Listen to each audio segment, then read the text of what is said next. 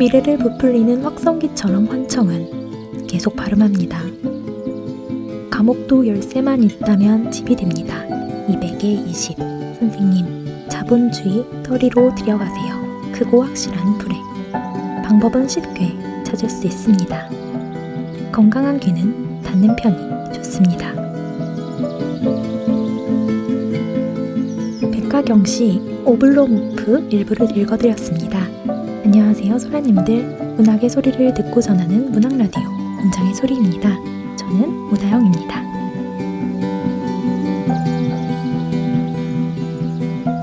(806회는) 지금 만나요로 진행됩니다.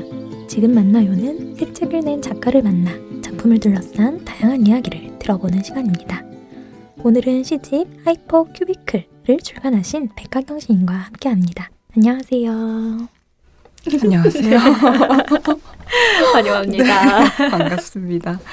먼저 소라님들께 자기소개 부탁드립니다. 저는 시를 쓰는 백가경이라고 하고요.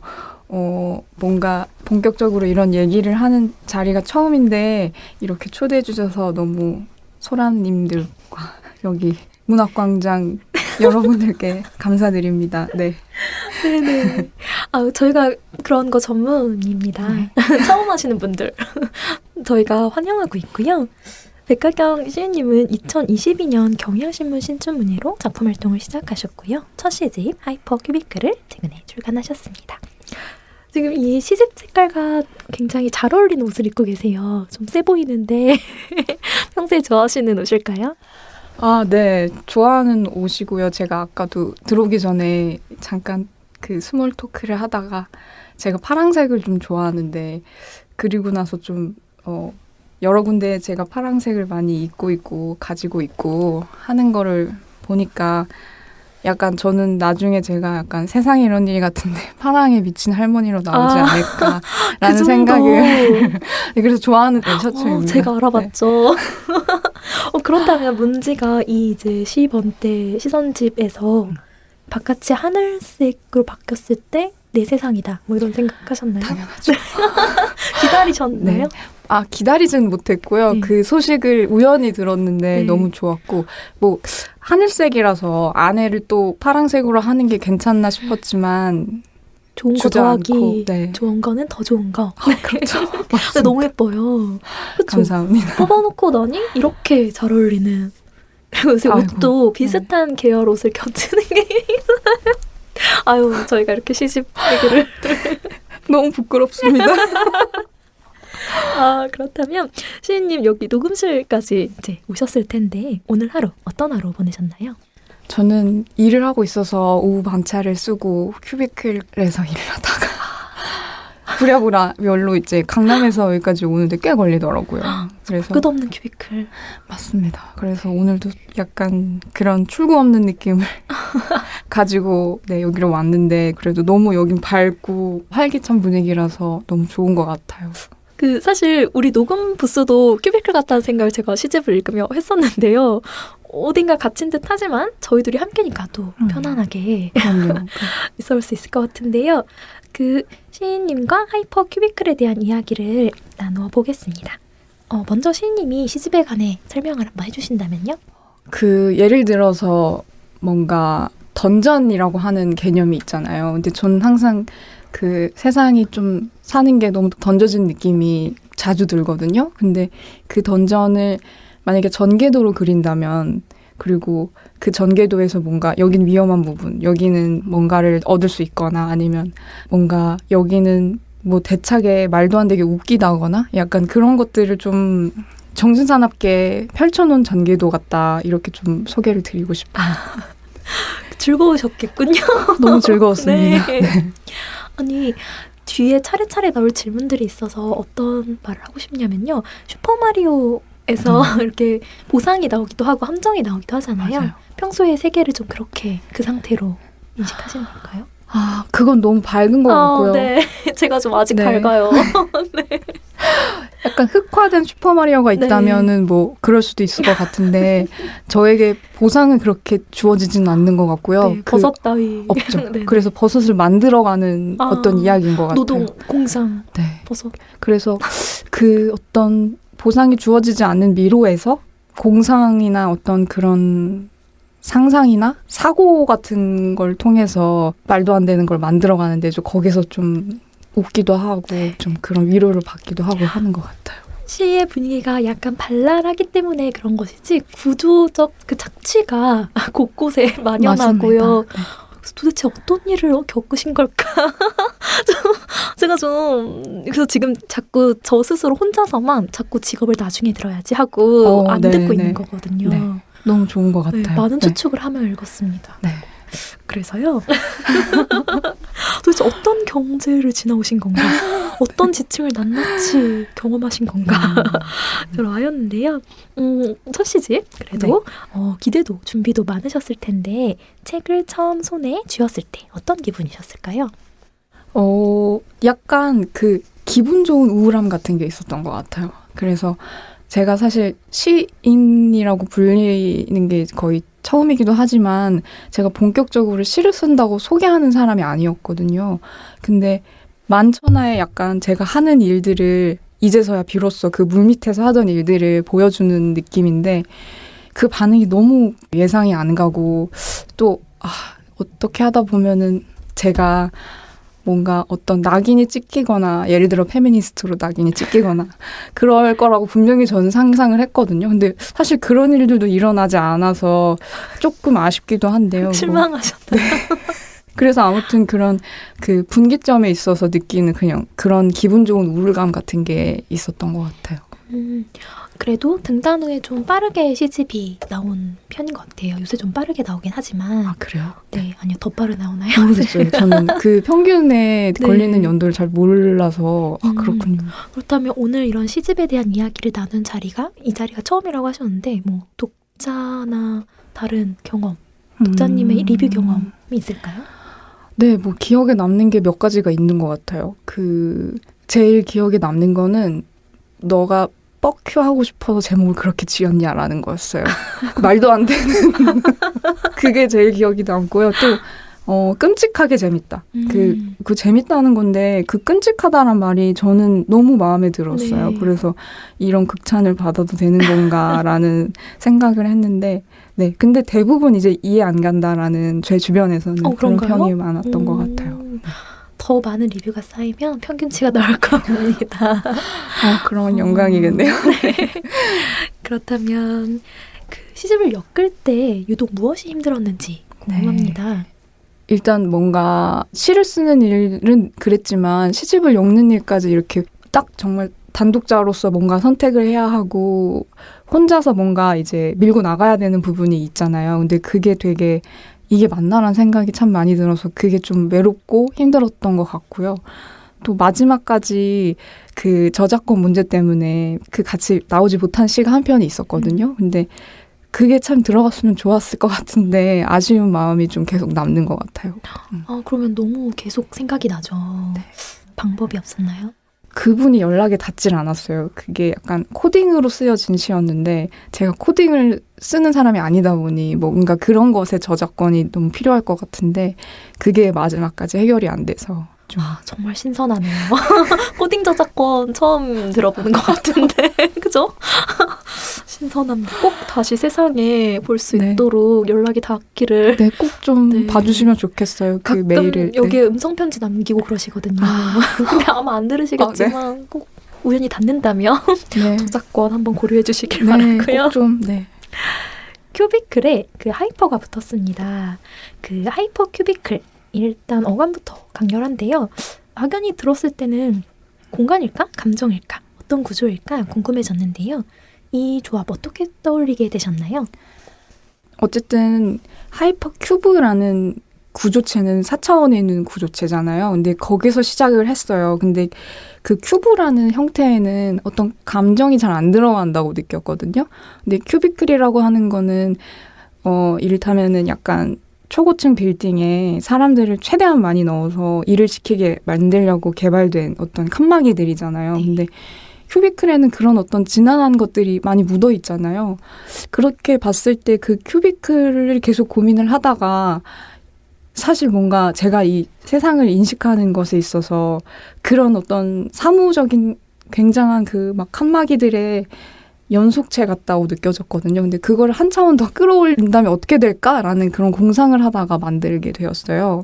네. 그래서 공간일 수도 있고 감정일 수도 있고 구조일 수도 있는데 그 구조체라고 인식하는 게 더 뭔가 처음 접하시는 분들은 좀 쉽지 않을까라는 생각을 합니다. 네. 정말 이쯤에서는 여쭤보겠습니다. 어떤 일을 하고 계신가요? 이건 밝혀주셔야 됩니다. 네, 저는 잡지사 에디터로 일을 계속 오랫동안 해오고 있어요. 이렇게 출판계가 힘듭니다, 여러분. 너무 힘들죠.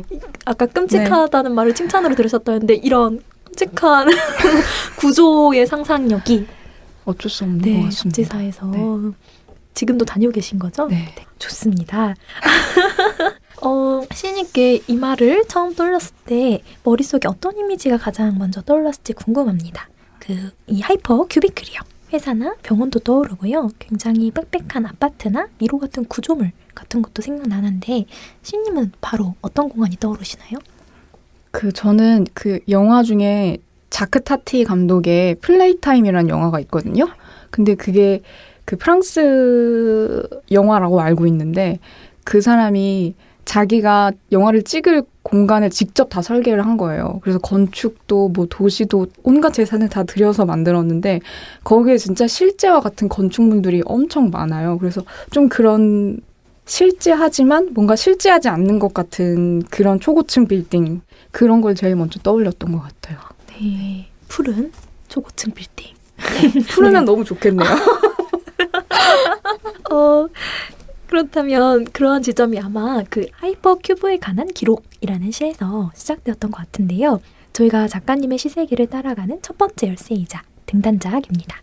이 시 어떻게 쓰게 되신 건지 한번 들어보고 싶은데요. 네.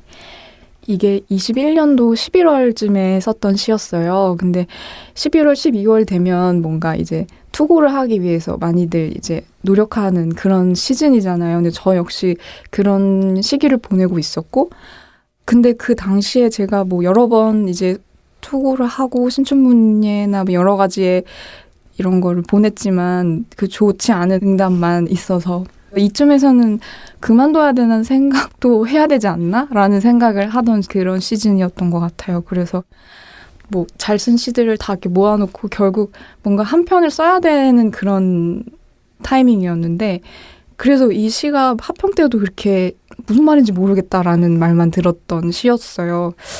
근데 그 당시 뭔가 제 주변 사람들 뭐 조금 건너 아는 지인들이 생을 달리하는 일들이 많았었고 근데 그 죽음이라는 게요.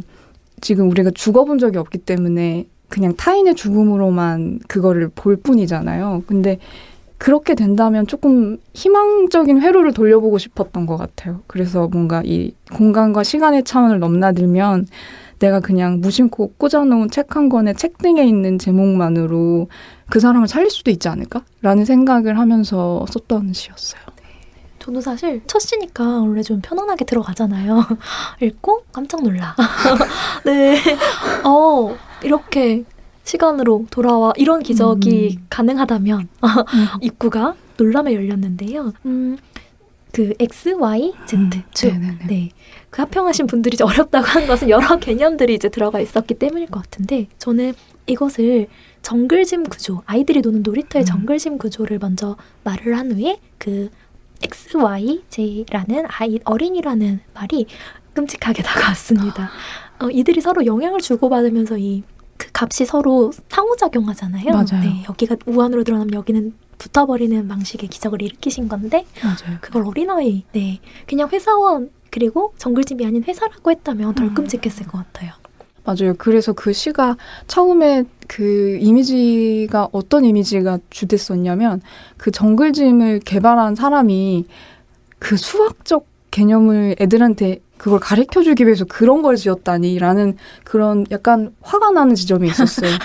그리고 뭔가 우리가 그 어른이 되어서 세상을 살면서도 그런 정글짐의 구조들을 늘 느끼잖아요. 어떤 그리드라든지 내가 그런 걸 느끼지 않으려고 해도 뭔가 외부에서 그런 걸 자꾸만 주입시키기도 하고 근데 결국에는 그런 어린아이 같은 어떤 힘이 그래도 우리를 살리는 게 아닌가? 뭐 그런 생각을 했던 것 같아요. 네. 그것이 등단작이 되고 여는 시가 되었습니다. 네, 네. 그리고 이 한 권에 지독하게도 그러든 이 구조를 네, 지독하죠. 체험하고 나면 도대체 어떤 경험을 하신 걸까? 어떤 노동을 당하셨길래 이런 생각을 안 할 수 없었고요. 시집을 관통하고 또 읽으면서 내내 느껴지는 그 세계에 대한 감각이 있었는데요. 그중 인상적이었던 것은 출구 없는 세계에 대한 시인님의 감각이었습니다. 혹시 시인님께서 느끼신 출구 없음의 순간, 현실에서 경험하신 구체적인 경험 많으실 것 같은데 들려주시면 좋을 것 같습니다. 저랑 같이 일하셨던 분들이 이걸 안 들었으면 좋겠다는 생각이 갑자기 드는데 그렇게 지옥은 아니었어요. 오히려 그런 지옥의 감각을 제가 찾아다니면서 글을 썼던 것 같기도 한데요. 사실은 출구 없으면 맨날 느끼는 것 같아요. 뭔가 SNS 그리드를 계속해서 스크롤을 계속 미친 듯이 하고 있는 저를 느낄 때, 그리고 뭔가 출퇴근 때 지하철을 타거든요. 근데 7호선 자양역에서 청담역으로 가는 그 구간이 한강이 보여요. 네. 근데 그때 그렇게 출구 없는 느낌이 들어요.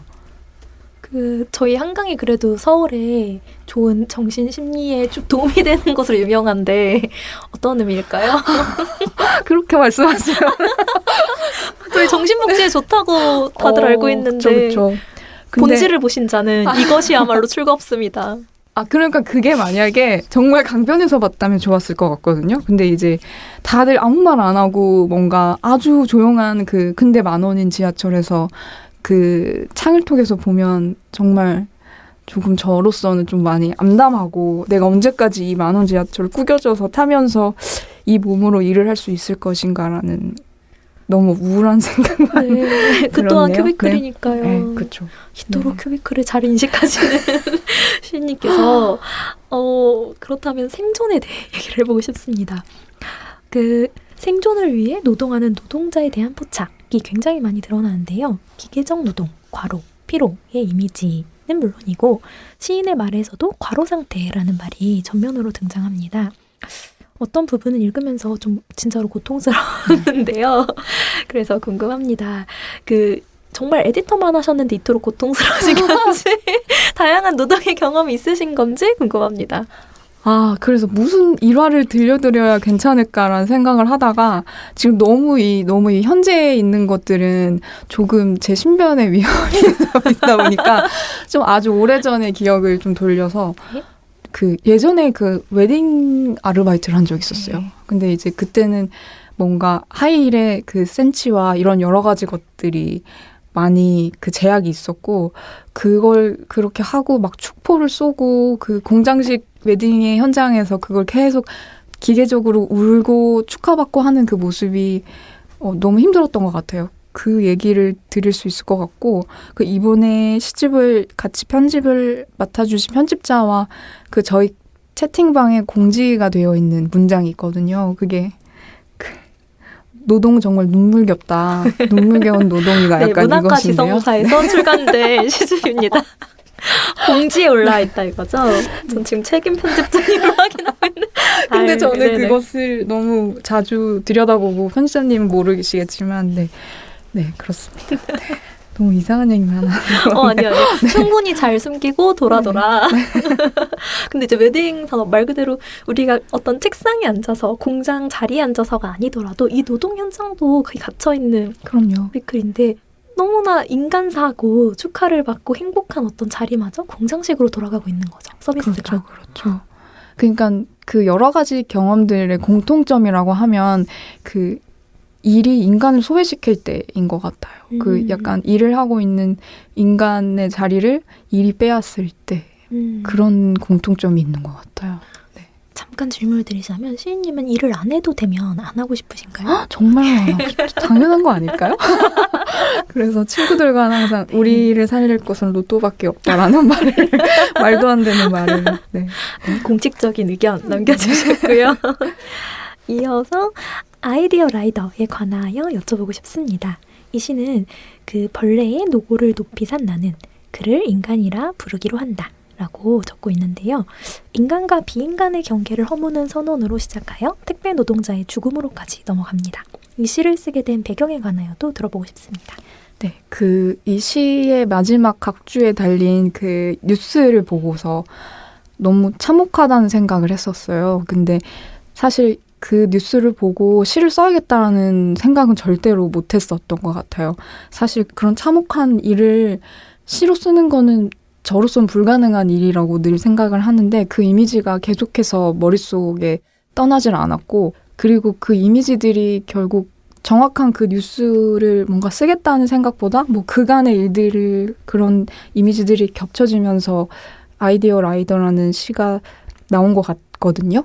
근데 제가 이게 팩트인지는 모르겠지만 아무튼 그 과로로 그 누군가의 현관 앞에 쓰러져서 생을 달리하셨던 그 고인의 그 장면에서 택배 박스 3개가 이렇게 있었다라는 것을 읽었었어요. 근데 그 박스 안에 있는 그리고 그것을 뭔가 누워서 바라보고 있는 그분의 입장이 한번 되어봤었는데 그것들이 뭔가 이제 생과 사의 경계를 넘어가면서 사실 인간과 어떤 비인간에 대한 경계도 넘나들고 결국 소위 그 화이트 칼라의 직업과 어떤 블루 칼라의 직업도 사실은 이젠 경계가 많이 허물어진 것 같고 그래서 그것들을 왔다 갔다 하면서 뭔가 이야기를 만들었던 것 같아요. 네. 정말 그 죽음과 이 고통스러운 노동의 이 컨베이너 벨트가 생활 가까이에 있잖아요. 누군가의 현관 앞이고 아마 생필품이 들어있었을 박스 맞아요. 위에서의 죽음. 그리고 이제 이걸 아이디어 라이더라고 하셔서 나 아이디어 라이더인가? 막 이런 생각이 들더라고요. 괄호로 맞아요. 네. 네, 맞아요. 그런 생각 해봤습니다. 그리고 사실 그 배달 어플과 이런 것들이 지금은 너무나도 우리의 그 보통적인 삶인데 사실 그거를 처음에 개발했을 때 그게 누군가의 아이디어였던 거잖아요. 근데 그 아이디어들이 오히려 좀 이런 사람들을 더 힘들게 더 과로하게 만들고 또한 그들은 더 많은 배달을 하기 위해서 뭐 그 시편 중에 뭐 픽픽 배픽 이런 식으로 픽업을 갔다가 배달을 갔다가 그 다음에 픽업하고 뭐 이런 식의 아이디어를 계속해서 굴리는 것들이 좀 참혹했고 네 그런 거를 좀 그대로 보여주고 싶다는 생각도 좀 했던 것 같아요. 네. 되게 넓은 그 일자리 시장의 확대인데도 불구하고 아까 말씀하셨다시피 일이 사람을 소외시키는 이 과정은 일자리 확대가 아닌 어떤 그렇죠. 네. 참혹한 시스템의 개발인데 출구 없음입니다. 네. 그렇죠. 맞아요. 그 다소 낯선 수학 용어, 과학 용어도 나오고요. 좀 어쩐지 익숙한 현대의 어떤 익숙한 목소리들도 나오는데 이것이 이렇게 뒤섞여서 되게 도착하는 곳은 예리한 진실로 도착을 해요. 그 실습의 언어가 계속 미끄러지는 것처럼 느껴지다가 정확히 꽂히는 순간들이 있는 건데요. 그 시를 채우고 있는 것들은 이제 어떤 리듬에 따라 반복되고 어떤 부분은 말장난 같기도 한데 그러다 어느 명징한 그 정도 그런 성찰이 오더라고요. 시적 언어를 쓸 때 시인님께서 유지하고 있는 감각 어떤 의식에 관하여도 들어보고 싶습니다. 이게 진짜 많이 고민을 하게 만들었던 질문이었던 것 같아요. 근데 제가 시의 언어로서 아름답다고 생각하는 지점이 분명히 있는데 제가 거기에 늘 가닿지는 못하더라고요. 이를테면 뭔가 너무 두서없이 이것저것을 얘기한다기보다는 정말 정제된 언어로 그 어떤 간극을 너무나 아름답게 잘 담아내는 시인분들의 언어들이 분명히 존재하는데 제가 그거를 구사하는 능력이 안 되더라고요. 그래서 제 입장에서 시적이다라고 하는 것들을 좀 돌이켜서 생각을 해봤어요. 이 질문 덕분에. 근데 저 같은 경우는 인터넷 창에 뭐 페이지 없음 에러, 뭐 404 이런 거 뜰 때 나오는 문장들이 굉장히 그 주수로도 없을 때도 있고 뭐 외래어가 섞여 들어가거나 말도 안 되는 좀 에러가 난 문장들이 들어가 있는데 약간 그런 것에서 매력을 좀 느끼는 것 같거든요. 그래서 뭔가 과학 언어나 뭐 기계나 수학 언어가 들어가는 게 그게 요즘 우리 주변에 있는 그 문장과 언어들의 형태인 것 같아요. 뭐 요즘 챗GPT 때문에 더욱더 그 약간 기계 언어가 좀 많이 침투해 있다고도 생각을 하는데 그래서 좀 저는 그런 약간 산발적이고 아름답지 못한 그런 언어들이 나오는 것 같은데요. 그래도 이게 좀 저로서는 매력적인 분위기라고 좀 느껴요. 네. 이게 현대의 자연 언어가 아닐까 싶은 게 어떤 의도를 가지고 나온 게 아니라 그냥 뿜어서 나온 기계 유행어잖아요. 그쵸, 인간은 자꾸 맞아요. 그 언어를 따라 재밌어하고 특징을 발견할 뿐인 거지. 맞아요. 자연 언어, 하이퍼 언어를 구사하고 계시다는 생각이 들었고요. 그래도 되는지는 모르겠습니다. 근데 아이, 그럼요. 마음껏 하셔야죠. 그 제목에 관하여 더 여쭤보고 싶은데요. 차례만 봐도 이렇게 좀 범상치 않았습니다. 제목을 정하는 시인님만의 방식 있을까요? 방식은 딱 있는 건 아닌 것 같아요. 근데 다만 그때그때 좀 시를 전체적으로 쓰고 제목을 가장 나중에 쓰거든요. 근데 그 본문과의 거리감을 좀 어느 정도 매력적이게 두려고 그냥 그때그때 최선을 다하는 것 같고요. 그 사실 그 잡지 에디터로서 제목 짓는 것도 진짜 어려운 과정 중에 하나거든요. 많이 이렇게 다시 뭐 썼다가 데스크에서 계속 돌려가고 뭐 여러 가지 그런 반복의 과정들이 있는데 그런 게 좀 그래도 영향을 주지 않았나? 긍정적인 영향을 주지 않았나? 많이 싶어요. 돌아온 피드백으로 다시 돌아왔던 그 컨베이너 벨트 같은 큐비클이 이렇게 또 영향을 줬네요. 제가 대리 어떤 체험을 하고 있는 것 같은데요. 그렇다면 되게 흥미롭고 재밌는 시편이 많았지만 작가로서 이 시를 그냥 넘어갈 수 없었습니다. 타이틀 매치라는 부제는 작가 둘을 링 위에 올렸다라는 시인데요. 너무 재밌더라고요. 막 나중에는 연필과 키보드를 막 내려놓고 애들이 그래서 좀 처절했는데 이 시를 쓰게 된 배경 들어보고 싶습니다. 언제부턴가 그 경쟁 오디션에 관한 프로그램도 많아지고 사실 경쟁할 수 없는데 경쟁을 시키는 그런 판들이 좀 많아지는 것 같아요. 근데 제가 이걸 경험이 우러나와서 쓴 건 아니었고요. 그냥 그런 거를 목도하면서 만약에 내가 저 사람이라면 정말 좀 화날 수도 있겠다라는 생각을 좀 했던 것 같아요. 그리고 여기선 특정을 듣지는 않았지만 뭔가 창작을 하는 사람들로 생각을 하고 이 진짜 실제 그 복싱하는 그 링 위에 그 둘을 올린 거였었거든요. 근데 모두가 이제 원하는 거는 정말 1등 값을 하는 예술을 보고자 하는 게 아니라 그들이 정말 서로를 짓밟고 올라가는 그 처절하고 또 자극적인 거를 보고 싶어 하는 거란 생각이 들어서 그러면 그 문법 자체를 좀 재밌게 한번 다른 데로 그 화살을 날려버리면 어떨까라는 생각으로 썼던 것 같아요. 네, 항상 구조를 포착하시는 눈이 밝으신 것 같은 게 관객들은 우리는 관객이야, 관람객이야 하다가 나중에 그들이 화가 나서 뛰어들어서는 그들이 링 위에서 싸우잖아요. 이런 정확한 알레고리가 있는가. 우리의 이 링 위에서의 우리 비질이라는 시와도 좀 맞닿았던 거. 무대 위에 올린다는 점에서 그 광대와 코끼리가 나오죠. 네, 그 시와 함께 읽어주시면 되게 재미있을 것 같고요. 또한 시집을 읽다 보면 익숙한 공간이나 상황이 좀 낯설게 느껴지는 순간들이 많았는데요. 이러한 지점이 독자들에게 묘한 감정을 불러일으켜 갔습니다. 작가님께서 의도적으로 이런 효과를 연출하신 건지 혹은 창작 과정에서 자연스럽게 나온 결과인지 궁금합니다. 네, 그렇게 봐주셨다면 너무 감사한 일이고 이건 당연히 연출한 거고요. 그런 뭔가 공간이라든지 특정 시대로 보이지 않았으면 좋겠다는 마음이 항상 있는 것 같아요. 그래서 뭔가 주관적인 이미지더라도 좀 기존에 같은 공간이더라도 조금 다르게 볼 수 있고 내가 봤던 공간과 좀 약간 이질감이 있는 그런 것들이 제가 이렇게 시적으로 만드는 무대에서 되게 중요한 요소 같아요. 네.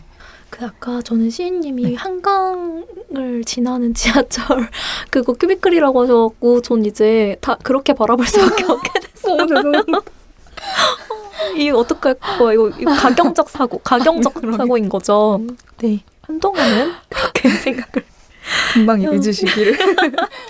좀 이상한 질문 드려보자면 시집을 읽으면서 굉장히 표를 잘 만드신다는 생각했습니다. 그래서 뭐 도표를 어디 갖춰서 그리시나? 막 이런 생각도 엑셀 맨날 작성하시나? 뭐 했는데 그 시인들이 표를 잘 만드는 경우가 원래 좀 있는 것 같아요. 그래서 예쁜 형태의 도표를 만들고 싶은 소라님들을 위해서 꿀팁을 공유해 주신다면 어떨까요? 그 되게 저도 신기한 피드백이었어요. 그 표가 예쁘다는 말을 들어본 적은 없었는데, 그래서 뭔가 예쁜 도표랄 게 있었나라는 생각을 하면서 그 아까 말씀하셨던 것처럼 뭔가 구조를 생각해 보면 이 표 만들기는 좀 쉬워지는 것 같기도 하거든요. 그러니까 사실 그 구조에 갇혀서 생각도 갇히는 그런 단점이 있기는 하지만 그런 식의 좀 엑셀 만드는 것처럼 너무 이상한 것 같아요. 사고가 그렇다. 네. 그럼 안 될 것 같아요. 꿀팁 없는 걸로. 아니, 시집을 읽었다면 다 눈치채셨을 겁니다. 네. 이것은 시인의 사고가 이러하다. 네. 하지만 정말 저희가 보기 어려운 시선을 관통해서 보여주신 것들이 끔찍하고 좋았습니다. 네. 감사합니다. 네, 해설에 소유정 평론가께서 쓰신 내용이 있는데요. 시집을 읽으며 어떤 현대 미술 전시를 관람하는 것 같은 기분이 들었다는 내용인데요. 시 하나하나에 머무르며 작품을 감상하다 보면 뜻밖의 느낌이 불쑥 튀어나오기도 했습니다. 작가님께서 시집을 구성하실 때 어떤 감각의 흐름, 어떤 리듬으로 독자가 걸어가게 되길 바라셨는지 들어보고 싶습니다. 미술관이나 박물관, 도서관 이 공간들이 저한테는 되게 의미가 있는 공간이어서 이런 식으로 보는 게 그럴 수도 있겠다라고 저도 고개를 끄덕이면서 봤던 문장이었어요. 근데 일단 그 얘기부터 먼저 하면 사실 제가 유년 시절이라든지 20대 전에 그때는 사실 뭔가 어떤 압박으로부터 도망칠 곳도 마땅하지 않았고 그렇다고 돈이 있거나 이렇게 여력이 있는 게 아니었기 때문에 지금도 그렇지만요. 근데 그럴 때마다 좀 마음껏 도망칠 수 있는 장소였어요. 도서관, 미술관, 박물관 이런 곳들이요. 그래서 저에게 그런 공간은 뭔가 우아하고 고급스러운 문화를 향유하는 공간이 아니라 정말 힘 약한 그리고 뭔가 가진 것 없고 하는 저 같은 사람들이 도망갈 수 있는 되게 넓은 공간? 그러니까 매번 돈을 몇백씩 들여서 여행을 갈 수 없는 처지에 있는 사람들이 그만큼의 어떤 자유로움을 만끽할 수 있는 공간이라고 생각을 하거든요. 그래서 만약에 그런 식으로 이 시집 전체를 본다면 사실 이 하이퍼큐비크라는 그 공간은 박물관처럼 미술관처럼 지금 우리 차원에 있는 것은 아니지만 나의 과거로 가거나 나의 미래로 가거나 뭔가 지금 있을 수 없는 일들이 일어나는 공간이니까 오히려 더 그 각각 방마다 들어가 보고 여긴 별로네 하고 나와도 되고 뭔가 거기 주저앉아서 막 같이 울거나 아니면 이렇게 뭔가 엿보듯이 보면서 낄낄댈 수도 있고 하는 그런 뭔가 여기저기 들어가 보고 마음에 들면은 받아들이고 아니면 그냥 말아버리고 하는 그런 공간이 면 좋겠다, 그렇게 읽히면 좋겠다라고 어렴풋이 생각을 한 것 같아요. 근데 네? 무슨 말씀인지 충분히 이해하나. 네. 쉴 곳을 주셔야.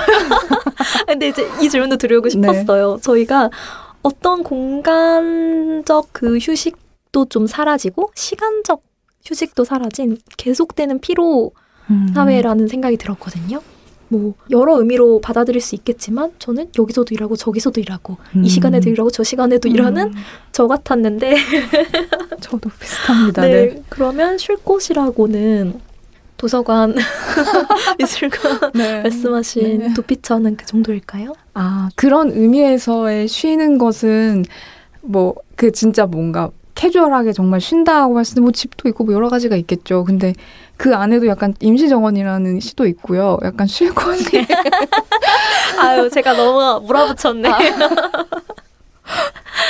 근데 너무 빡빡하긴 합니다. 일단 제가 거기에 완전히 젖어 있는 인간이기 때문에 이거 한 권에도 정말 그래도 많은 것을 보여주고 싶다는 그 욕망이 잠재울 수 없었던 것 같아요. 자본주의적 욕망이겠죠. 사실 제가 앞에 읽은 이 시가 좀 쉬는 시였는데 오블로모프 아무것도 안 하는 인간 최고. 그럼요. 네, 그럼요. 휴식이 있었네요. 네. 근데 저는 이거를 이제 작가님께서 뽑아주신 낭독 부분인데 읽기가 정말 어려웠어요. 어떻게 끊어 읽는 것인가. 너무 잘 읽어주셨어요. 그랬나요? 네. 몇 점 만점? 100점이죠. 이런 무대 위에 작가를 올리는 서바이벌 시스템. 네. 그렇다면 작가님의 창작 루틴도 좀 궁금한데요. 평소에 어떻게 작업을 하고 계신가요? 루틴을 만들기 위해서 좀 발버둥 치는 것 같아요.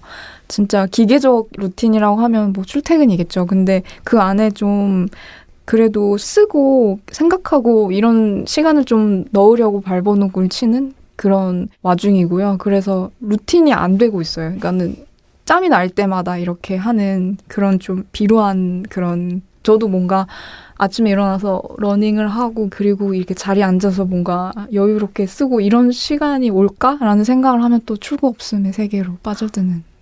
저 방금 큰 반성했는데 들려드려도 될까요? 왜냐하면 제가 이 방송에서도 몇 번 나를 어디 가둬줬으면 좋겠다 막 이런 말을 좀 몇 번 했었어요. 군만두 넣어줬으면 좋겠다. 쓰라고. 괜찮은데요? 큐비클에 갇히고 싶은 거죠. 이런 욕망 잘못됐을까요? 아니죠. 그렇지 않습니다.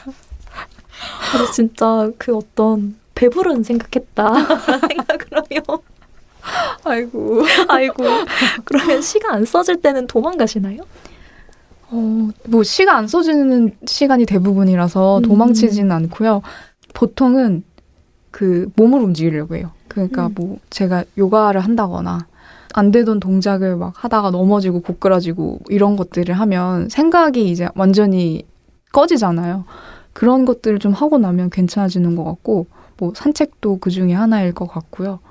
도망이라고 하면은 술을 마시는 거? 그 정도가 있을 것 같아요. 다음에 기회를 한번 보겠습니다. 요즘 유난히 관심이 가시는 부분도 궁금합니다. 요즘 시님께서 꽂히신 것 무엇일까요? 요즘 그 진도의 씻김굿이라는 게 있거든요. 네. 그게 갑자기 들어와서 그거를 다큐멘터리를 계속 보고 있어요. 네네. 근데 그게 정말 신들린 분들이 하는 거라고 생각했는데 그게 아니고 세속모라고 하더라고요. 네네. 그래서 그 진도 지역에서 사람을 보내고 뭔가 이런 상을 치를 때 그 절차에 의해서 그 절차를 굉장히 자기 자식대로 학습시키고 굉장히 노련하게 그렇게 배우고 하는 것들이 너무 멋있는 거예요. 그래서 그거를 계속 찾아보고 있어요. 그곳이 아름답고 슬프면서 어떤 장래의 문화 안에서 좀 마음의 풀이도 맞아요. 되는 과정이잖아요. 그럼요. 맞아요. 네, 저는 깜짝 놀랐어요. 제가 하이퍼 큐피클 다음에 다음 그쪽인가? 이렇게 너무 점프가 심하셔서 아닌 거죠? 이것도 일해한 과정. 일의 과정은 아니고요. 사실 그런 거 너무 좋아해요. 사자탈춤 이런 거 너무 좋아하고. 그리고 말씀을 못 드린 거는 그 진도 씻긴 곳의 가장 마지막 과정이 거기 장례에 오신 모든 분들을 웃기는 거예요. 그러니까 약간 뭔가 우스꽝스럽고 풍자하는 어떤 그런 극을 하면서 그들을 다 웃겨야지 그게 성공을 하는 것처럼 이제 여기시더라고요. 이게 정확한 건지는 모르겠지만. 네. 근데 그 과정이 너무 좋았어요. 웃는 것, 그런 것들이 좋은 것 같아요. 네. 또 어떻게 보면 그 안에선 좀 슬프다고도 할 수 있고 좀 어려운 과정인데 약간의 희망을 맞아요. 주는 오히려 위안이 되는 시스템인 이런 생각이 들고요. 저희가 이야기를 많이 나와서 좋은 질문이 정말 많았는데 마지막으로 신님께서 요즘 가장 자주 반복하는 말 있으신지 궁금합니다. 무슨 부경을 누리려고. 근데 제가 원래 이걸로 답을 하려고 한 게 아니었어요. 근데 오늘 오다가 그걸 저 혼자 하고 있는 거예요. 근데 맞다, 이 얘기를 내가 너무 많이 하지 이런 생각을 했었어요. 준비한 것도 얘기 드려도 괜찮을까요? 완강기라는 단어거든요. 뭘까요? 완강기라고. 그게 이제 막 고층 빌딩에 이렇게 달려 있어요. 그게 만약에 불이 나면은 그걸로 몸에 감고 뛰어내리는 장치예요. 근데 그 완만하게 내려갈 수 있게 하는 그 기계가 그냥 요즘 우리한테 좀 필요한 단어 같다라는 생각을 했거든요. 뭔가 조금 덜 편리하고 조금 덜 진화하고 조금 덜 좀 이렇게 내려놓고 하는 것들. 네. 그 어디에서 들은 만화에서 본 것 같기도 한데 새가 나는 게 결국 중요한 건 착지만 잘하면 된다는 거예요. 하늘에서는 어차피 안 죽으니까. 완강기. 완만하게만 내려와도 우린 안 죽기 때문에요. 맞아요. 소름 끼쳤어요. 하지만 무슨 부귀영화를 누리려고 그렇게 많이 한다는 거죠? 그렇게 이어지니까 너무 재밌는데요. 적절한 연결. 와, 역시. 그렇다면 드디어 낭독을 한번 들어보도록 하겠습니다. 어떤 시 준비하셨을까요? 그 완강기에서 연장이 돼서 갑자기 떠오른 시였거든요. 그 Fucking Glorious Holt라고 25페이지에 네, 청해 듣도록 하겠습니다. 퍼킹 글로리어스 홀트. 노랑풍선 부푼다 헐겁게 묶은 꼭지에 결혼식에서 마신 알코올이 올라오는구나. 우리도 행복하게 해주세요. 분홍풍선 온몸으로 정지하고 싶다. 할 수 없다. 불가능하다. 부유하고 담지 못하고 사랑 필요 없어. 날아드는 초록풍선 나는 팡. 하늘풍선 골조 공사 중 추락하는 안전모가 보여. 빨강풍선 파트너의 가슴과 가슴 사이에서 뭉개지다 결국 터지는. 노랑풍선 우리 사이 전분가루 상품성 떨어지지 않게 묻혀줘. 존재가 겹치지 않게 구별해줘. 분홍풍선 나도 좀 날자 날아보자. 보라풍선 언제까지? 보라풍선 무거워 그냥 내려갈까? 밑으로 땅으로 지하로 핵으로. 파랑풍선 더 멀리 더 오래 더 높이. 흰풍선 들키지 말고 몰래 넘어오세요. 주황풍선 별풍선 쏩니다. 나 이런 팬이야. 노랑풍선 하느님 제발 되게 해주세요. 이하 149만 9,112개의 풍선으로부터의 말을 생략함. 위로 올라갈수록 부푸는 이야기. 인간의 숨은 공중에 뜰 수 없다. 눈을 감았다가 다시 떠보라. 8시간 33분 후 약 150만 번의 총성. 노랑, 보라, 파랑, 주황 고무가 활주로를 뒤덮는다. 폐쇄된 공항에서 사람들은 목격한다. 일시정지, 축제, 폭죽 같은 광경을 넋을 잃고 보다가 배에 탄 사람들이 뒤집힌다. 바다를 부여하던 빨간 고무는 거북의 기도로 휘말려 들어가고 파란 고무로부터 비둘기는 헤어나오지 못한다. 각주가 있는데요.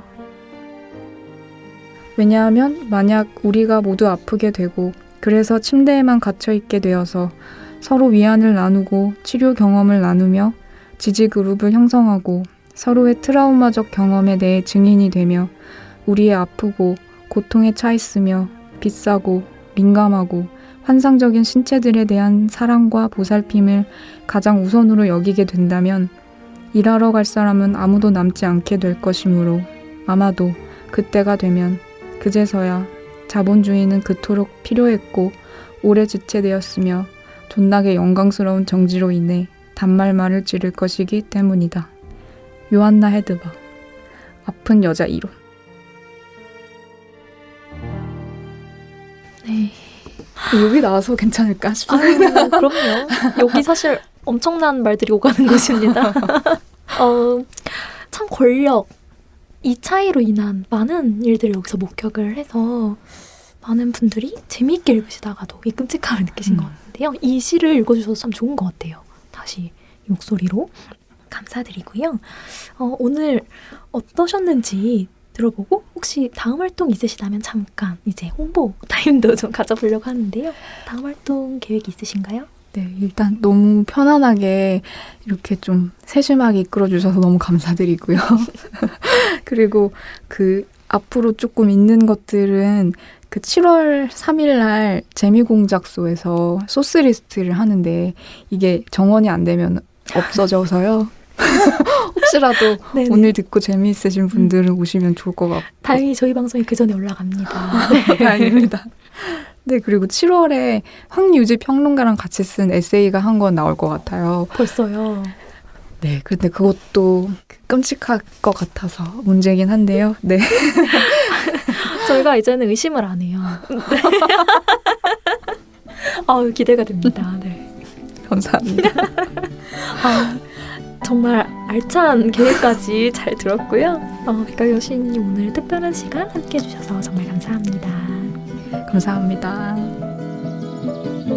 저는 다음 주 807회로 다시 인사드리겠습니다. 곳곳에 가다할 문학의 소리를 상상하며 마칩니다. 저는 오다영이었습니다. 나무 향기가 좋아서